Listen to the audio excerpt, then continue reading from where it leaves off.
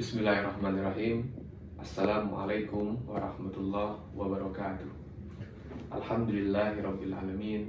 Wassalatu wassalamu ala asrofil mursalin sayyidil awwalin wal akhirin sayyidina wa maulana Muhammadin wa ala alihi wa dzurriyyatihi wa ashabatihi ummahatil mukminin amma ba'du. Yang kami hormati para sivitas akademika Sekolah Tinggi Ekonomi Syariah Bakti Nugraha, dalam kesempatan hari ini Ramadan 1444 Hijriah, saya akan menjelaskan mengenai konsep fitrah insani dan ekonomi syariah. Dalam hal terkait dengan fitrah insani adalah manusia, kita semua ini dilahirkan pada hakikatnya dalam keadaan yang fitrah, dalam keadaan yang suci.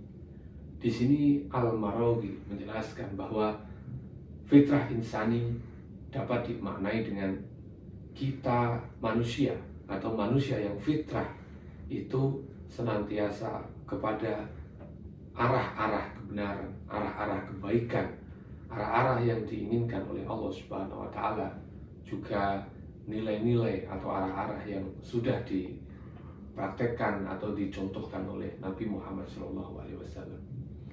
Artinya fitrah insani merupakan core paling inti dari kita. Kita tidak bisa lepas dari core ini. Ini adalah core yang dimiliki oleh semua manusia. Karena dalam sebuah hadis yang diriwayatkan oleh Imam Bukhari dan Imam Muslim mengatakan, kullu maulidin yuladu ala fitrah. Artinya setiap yang lahir itu dalam keadaan yang fitrah ataupun suci. Kemudian bagaimana kalau konsep fitrah insani ini kita kaitkan dengan konsep ekonomi syariah? Ekonomi syariah adalah sebuah konsep ekonomi yang sedikit berbeda dengan konsep yang diinisiasi oleh para ekonom-ekonom klasik, juga para ekonom-ekonom Keynesian, juga aliran-aliran ekonomi modern yang ada di dunia ini.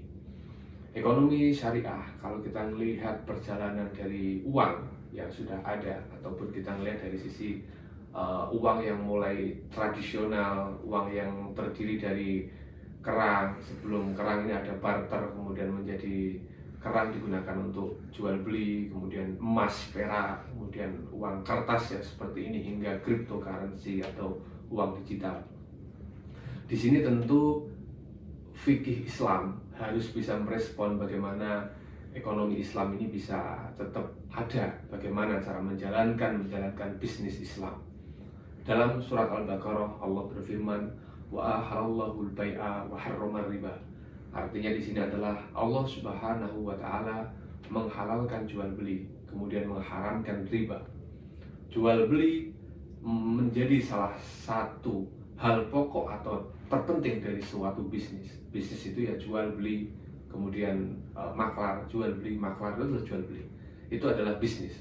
Bisnis adalah jual beli, maklar. Nah, ini dia yang dalam ekonomi Islam ini diatur di dalamnya, dimasukkan nilai-nilai keislaman supaya tidak terjadi fraud antara jual beli kemudian maklar, ini tidak terjadi hal-hal yang sangat merugikan antara satu dengan yang lainnya. Makanya dalam ekonomi Islam, dalam transaksi jual beli ini diatur jual beli dengan cara seadil-adilnya, jual beli yang seadil-adilnya, ridho birido antara si penjual dengan si pembeli.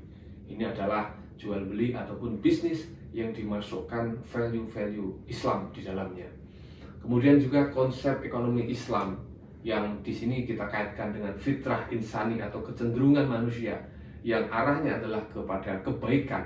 Itu dalam konsep ekonomi syariah atau ekonomi Islam itu tidak ada yang namanya riba. Kita menjauhi riba. Kemudian juga tidak ada yang namanya gharar, ketidakpastian. Kemudian juga dalam ekonomi Islam tidak ada konsep yang namanya adalah maisir ataupun judi.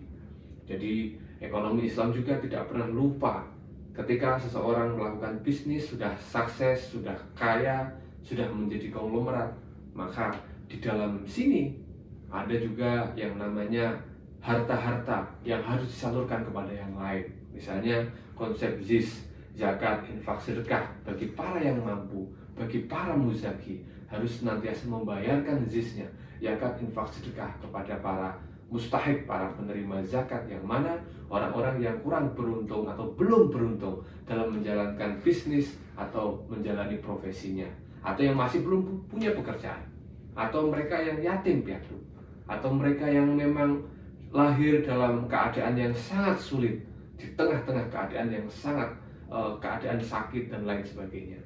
Kemudian tidak hanya itu, dalam konsep Islam pun, dalam konsep ekonomi syariah, ekonomi Islam pun dikenal dengan konsep wakaf. Artinya si wakif ini tidak hanya berpikir tentang apa yang dia miliki. Jadi pada hakikatnya harta yang dia miliki ketika dia bisnis tadi, wa halalul bai'a wa haramar riba, itu adalah terkait dengan jual beli, kemudian maklar, dia sangat sukses. Kemudian di sana juga dia harus mikirin jangka panjang, bagaimana ketika dia sudah mati nanti, apa yang bisa diambil dari hal yang bisa dilakukan di dunia ini yang sifatnya adalah materi. Mereka bisa berwakaf. Dengan wakaf mereka bisa melakukan ibadah-ibadah yang sifatnya adalah ibadah sosial.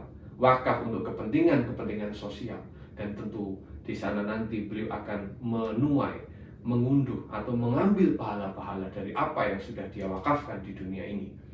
Makanya dalam sebuah hadis Nabi mengatakan, idza matabnu adama in qata'a amalu illa min salasin, termasuk di dalamnya adalah sedekah jariyah. Sedekah jariyah ini adalah sedekah yang terus mengalir atau bisa dimaknai dengan makna wakaf.